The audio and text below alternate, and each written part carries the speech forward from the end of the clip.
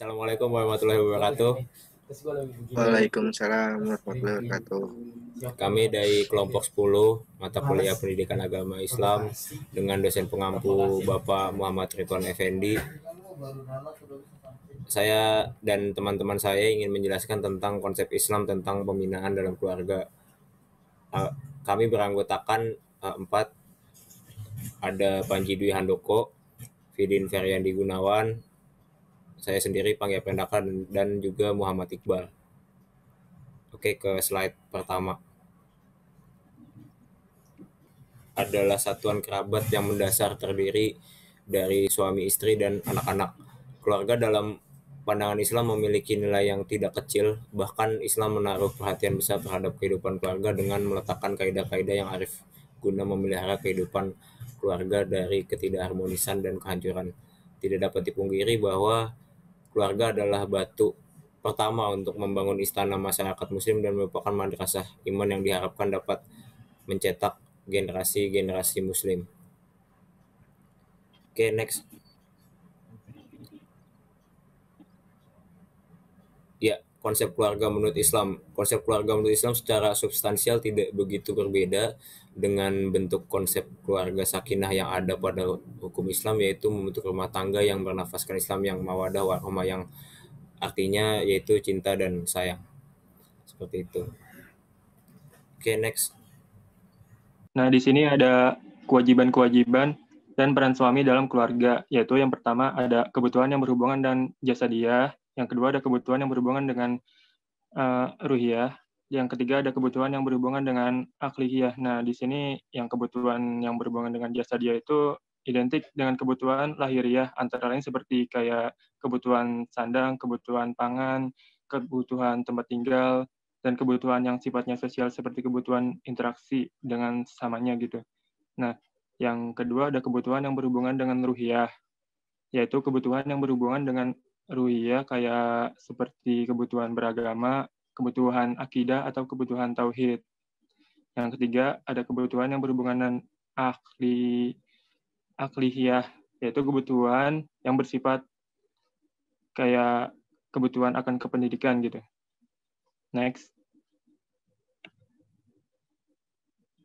Di sini ada kewajiban-kewajiban dan peran seorang istri dalam keluarga, yaitu yang pertama ada menjaga kehormatan suami, yang kedua ada tidak menolak suami saat dia suami atau menginginkannya berhubungan intim, yang ketiga ada menjaga harta benda milik suami, yang keempat ada menjaga rumah dan perasaan suami. Next. Nah, selanjutnya adalah prinsip keluarga dalam Islam. Nah, dalam membangun prinsip keluarga dalam Islam, yang paling utama dan menjadi fondasi atau mendasar adalah bahwa keluarga muslim dibangun berdasarkan prinsip tauhid, yang artinya setiap aktivitas atau pranikah, berkeluarga, dan berketurunan semuanya karena mentauhidkan Allah Subhanahu wa Ta'ala dengan tunduk dan patuh terhadap batas syariahnya, sehingga tujuan keluarga yang sakinah, mawadah, dan warohmah bisa terwujud. Selanjutnya yaitu fungsi keluarga dalam Islam. Nah, ini dibagi menjadi 9. Nah, yang pertama adalah fungsi biologis. Nah, di mana fungsi biologis itu yaitu menyelenggarakan kebutuhan biologis keluarga. Fungsi ini terkait dengan penyaluran hasrat biologis manusia yang berubah dengan kelahiran anak sebagai penerus keluarga. Nah, fungsi ini membedakan antara pernikahan manusia dan hewan, sebab fungsi ini dalam keluarga diatur dalam pernikahan. Nah, dari kata-kata di atas bisa dicantumkan di dalam surat An-Nahl ayat 72. Nah, yang selanjutnya adalah fungsi edukatif atau pendidikan. Dalam fungsi ini, keluarga berkewajiban memberikan pendidikan bagi anggota keluarganya, terutama bagi anak-anaknya, karena keluarga adalah lingkungan terdekat dan yang paling akrab dengan anak. Terus, yang ketiga adalah fungsi religius atau keagamaan. Nah, keluarga berkewajiban mengajarkan tentang agama yang dalamnya termasuk akidah, syariah, dan akhlak kepada seluruh anggota keluarganya melalui pemahaman, penyadaran, dan praktek dalam kehidupan sehari-hari, sehingga tercipta suasana keagamaan di dalam surga. Surat Toha ayat 132. Nah, yang selanjutnya adalah fungsi protektif atau perlindungan. Nah, keluarga menjadi tempat yang aman bagi berbagai gangguan internal maupun eksternal serta menjadi pangkal segala pengaruh negatif yang masuk di dalamnya. Surat At-Tahrim ayat 6. Nah, selanjutnya adalah fungsi sosial budaya. Nah, kewajiban untuk memberi bekal kepada anggota keluarga hal-hal yang berhubungan dengan nilai-nilai berlaku di masyarakat setempat.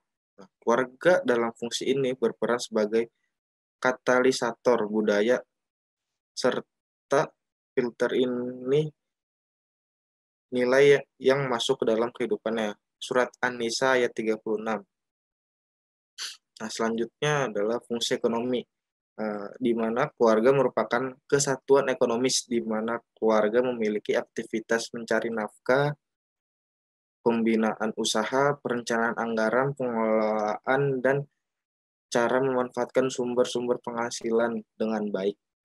Terus mendistribusikan secara adil dan profesional, serta dapat mempertanggungjawabkan kekayaan dan harta bendanya secara sosial maupun moral. Surat Al-Furqan ayat 67.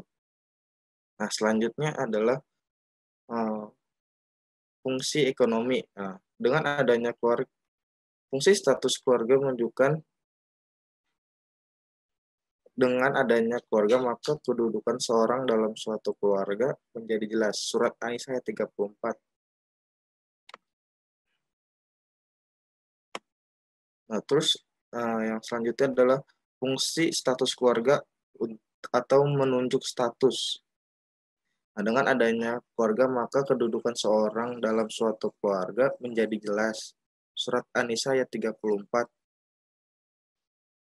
Terus selanjutnya adalah fungsi status keluarga, fungsi reproduksi. Nah, keluarga merupakan salah satu tempat untuk memunculkan generasi baru, yaitu terdapat dalam surat An-Nahl ayat 72. Terus fungsi reaktif, nah, di mana keluarga merupakan tempat yang dapat memberikan kesejukan dan melepas lelah serta penyegaran atau refreshing dari seluruh aktivitas masing-masing anggota keluarga.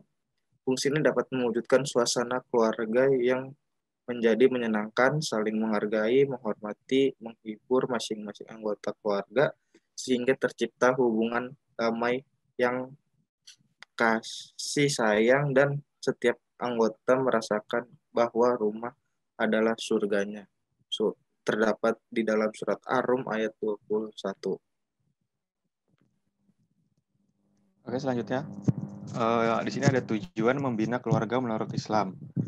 Tujuannya sesuai dengan Undang-Undang Nomor 1 Tahun 1974, yaitu tentang perkawinan, pasal 1 bahwa tujuan perkawinan adalah untuk membentuk keluarga, di sini rumah tangga yang berbahagia dan kekal berdasarkan ketuhanan yang Maha Esa.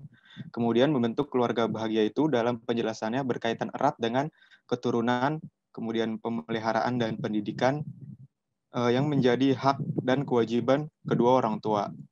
Nah, di dalam Al-Quran juga menyebutkan tujuan dari pernikahan yaitu antara lain adalah supaya memperoleh ketenangan dan membina keluarga yang penuh cinta dan kasih sayang, di samping untuk memenuhi kebutuhan seksual dan memperoleh keturunan yang tercantum dalam Quran Surat Ar-Rum ayat 21.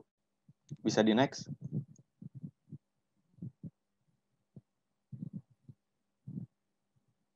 Nah, kemudian ada pembinaan keluarga dalam Islam. Dalam membina keluarga sudah tidak bisa kita pungkiri bahwasanya kita pasti dihadapkan kepada suatu permasalahan. Di sini Islam juga mengajarkan cara membina suatu keluarga agar tetap sakinah, mawaddah, warahmah yang meliputi yang pertama kita harus memperkokoh rasa cinta kita dan saling menjaga kehormatan satu sama lain. Lalu yang kedua saling menghormati dan menghargai antar keluarga. Kemudian yang ketiga, menjaga rahasia dan tidak menyebarkan kekurangan pasangan kita masing-masing. Kemudian yang keempat, istrimu adalah pakaian bagimu dan demikian pula suamimu adalah pakaian bagimu.